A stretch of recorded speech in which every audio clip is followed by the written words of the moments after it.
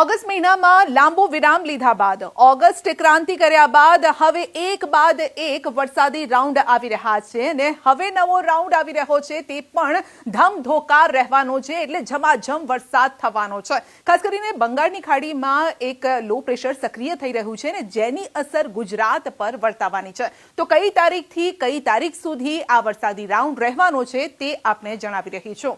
તો આપ જોઈ શકો છો આ ગુજરાતનો મેપ છે। આ સાથે ECMWF વેધર મોડલ જે કહી રહ્યું છે એ આપને કહી રહ્યું છે કે ભાઈ સાવધાન રહેજો કારણ કે એક જોરદાર વરસાદી રાઉન્ડ આવી રહ્યો છે કારણ કે આખું ગુજરાત પર્પલ રંગમાં રંગાઈ ગયું છે। હવે આ પર્પલ રંગનો અર્થ શું થાય છે સાઈડમાં એક જે બાર આપેલો છે એ આ બાર જોઈ શકો છો કે કેટલા ઇંચ વરસાદ થઈ શકે છે। સૌથી ઘાટો કલર શું કહી રહ્યો છે કે 8 ઇંચથી વધુ વરસાદ થશે એટલે ઓલમોસ્ટ આખા ગુજરાતમાં આપને જે જોવા મળી રહ્યો છે તે ઘાટો બેંગની કલર જોવા મળી રહ્યો છે અને એનો મતલબ એ છે કે 3 થી 8 ઇંચ અથવા એનાથી પણ વધુ વરસાદ થઈ શકે છે એટલે કે મેઘરાજા તાંડવ મચાવવા માટે આવી રહ્યા છે અને 4 થી 9 સપ્ટેમ્બર સુધીની આગાહી છે। કયા કયા વિસ્તારો ઝડપથી આપને જણાવી દઉં તો ઉત્તરથી લઈ અને દક્ષિણ સુધી આ સાથે જ કચ્છથી લઈ અને સૌરાષ્ટ્રનો મોટાભાગનો વિસ્તાર છે। ખાસ કરીને દરિયાકાંઠાનો થોડોક એ વિસ્તાર છે એ થોડો કદાચ આ તાંડવથી અડગો રહી શકે છે। એમાં કયો વિસ્તાર છે દ્વારકા, પોરબંદર, જુનાગઢ અને ગીર સોમનાથ ત્યાં વરસાદ થશે પરંતુ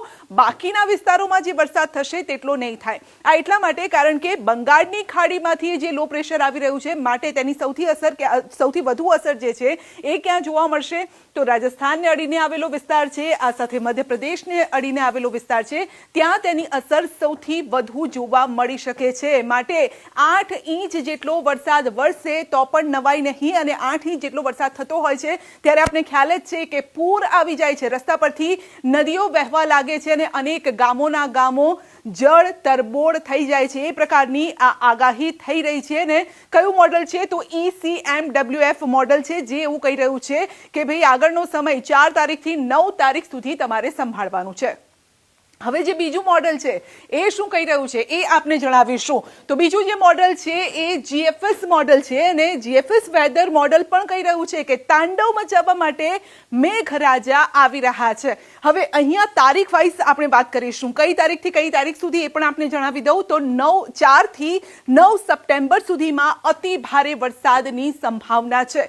હવે અહીંયા આપણે ડે વાઇઝ વાત કરીશું। પહેલા જે મેં વાત કરી છે એ ઓવરઓલ વાત કરી હતી 4 થી 9 સુધીની પરંતુ અહીંયા આપણે ડે વાઇઝ વાત કરીશું અને ડે વાઇઝ જો આપણે જોઈએ તો અહીંયા ભારે વરસાદની આગાહી છે પણ અડધાથી વધુ ગુજરાત જળ તરબોળ થઈ જવાનું છે। મેઘરાજા તાંડવ મચાવશે અને પૂર જેવી પરિસ્થિતિનું નિર્માણ થઈ શકે છે।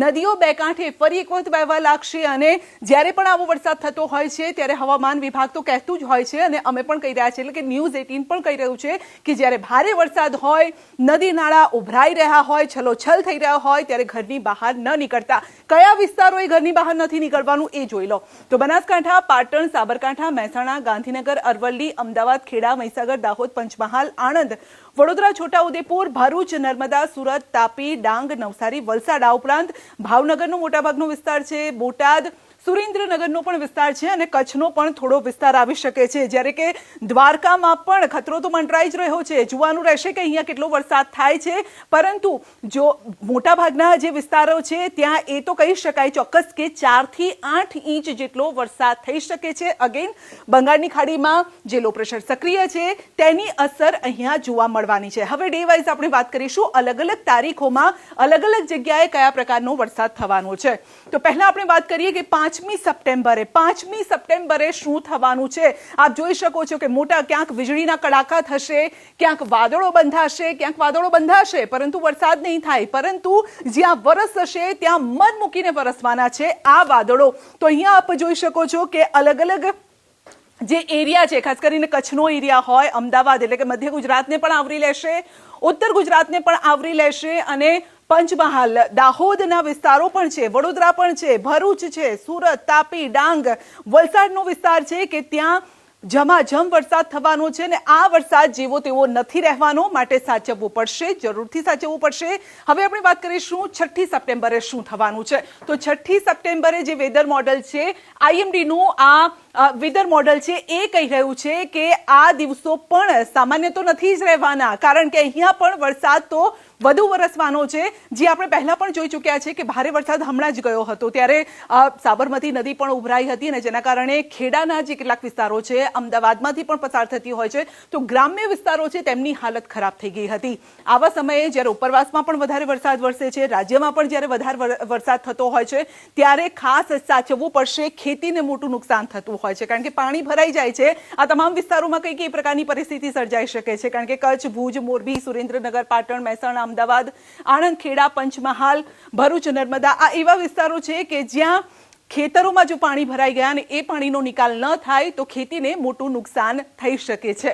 આ વાત થઈ આપણે 6 સપ્ટેમ્બર. હવે આપણે વાત કરીશું 7 સપ્ટેમ્બરની. 7 સપ્ટેમ્બરે શું થઈ શકે? આ જે વેધર મોડલ છે IMDનું BFS વેધર મોડલ છે એ શું કહી રહ્યું છે? તો અહીંયા કચ્છ પણ પાણી થઈ જશે, એટલે કે રણમાં પણ થશે રેલમછેલ. ભુજમાં પણ સારો એવો વરસાદ થઈ શકે છે. મોરબીનો આખો જે પટ્ટો છે, જામનગર, દ્વારકાનો કેટલોક વિસ્તાર આવરી લેશે. ભાવનગરમાં મધ્ય ગુજરાતમાં છૂટો છવાયો ક્યાંક વરસાદ થશે, પરંતુ તેમાં પણ વધુ વરસાદ કદાચ દાહોદ એટલે કે મધ્યપ્રદેશને અડીને જે વિસ્તાર છે ત્યાં થઈ શકે છે અને આણંદના કેટલાક વિસ્તારોમાં ભારે વરસાદની આગાહી છે. તો આ ડે વાઇઝ અમે વાત કરી રહ્યા છે. હવે વાત કરીશું 8 સપ્ટેમ્બરની. 8 સપ્ટેમ્બરે ઓહો બાકીના વિસ્તારોમાં તો ચલો જોઈએ તો સામાન્ય વરસાદ છે વરસાદ નથી એવું નથી, વરસાદ તો છે, પરંતુ અહીંયા કચ્છ અને ભુજમાં તો પાણી થઈ જવાનું છે. કારણ કે સામાન્ય રીતે આપણે જોતા હોઈએ છીએ કે જે કચ્છનો વિસ્તાર છે ત્યાં ખેડૂતો સારા વરસાદની રાહ જોતા હોય છે અને એ જોઈએ એવો વરસાદ નથી થતો, પરંતુ જ્યારે થાય છે વરસાદ ત્યારે એવો થાય છે કે રસ્તા પર પાણી વહેવા લાગે છે. સામાન્ય રીતે રેતી જે હોય, રેતીમાં જે પાણી આપ નાખો તો પાણી જતું રહેતું હોય, એટલે ઊંડા જે તળિયા હોય ત્યાં જતું રહેતું હોય છે. પરંતુ અહીંયા તો એવું થાય છે કે જ્યારે વરસાદ પડે છે ત્યારે એવો વરસાદ પડે છે કે રસ્તા પરથી નદી વહેવા લાગે, સોસાયટીઓમાં પાણી ભરાઈ જાય ને ઉભરાઈ જાય છે. એમ કહે છે કે પાણી આમ તળ ઉપર આવી જાય છે ને જેના કારણે લોકોની મુશ્કેલી વધી જતી હોય છે. તો આવું જ કંઈક થવાનું છે 8મી સપ્ટેમ્બરે. હવે 9મી સપ્ટેમ્બરે શું થશે? કયા વિસ્તારો છે કે જે વિસ્તારોએ 9મી સપ્ટેમ્બરે સાચવવું પડશે? તો 4 થી લઈ અને 9 તારીખ સુધી ભારે વરસાદની આગાહી છે અને આ મુજબનો કંઈક વરસાદ રહેવાનો છે. તો આ રીતે અમે જે આપને જણાવ્યું, મેપ મુજબ અમે આપને જણાવ્યું છે અને આ રીતે વરસાદ અલગ અલગ જે વેધર મોડલ છે એ વેધર મોડલ મુજબ અમે આપને જણાવ્યું છે કે 4 થી 9 સપ્ટેમ્બર વરસાદનો એક મોટો રાઉન્ડ આવી રહ્યો છે. જો કે આ રાઉન્ડ અહીંયાથી જ પૂરો નથી થવાનો. આગાહીકારો, હવામાન વિભાગ પણ કહી રહ્યું છે કે આ રાઉન્ડ બાદ પણ બીજા વરસાદી રાઉન્ડ આવતા રહેશે. પરંતુ ખેડૂતોની ચિંતા એટલી જ છે કે વરસાદ માપમાં વરસે અને જોઈએ એટલો વરસે, વધુ ન વરસે, કારણ કે ખેતીનું મેદાન નીકળી જાય છે ને માટે જ એ લોકો પણ એ જ કહેતા હોય છે જ્યારે વધુ વરસાદ વરસે ત્યારે ખેડૂતો એક જ વાત કહે છે, ખમૈયા કરો. તો બસ એવું ના કહેવું પડે, એવો વરસાદ વરસે તો સારું.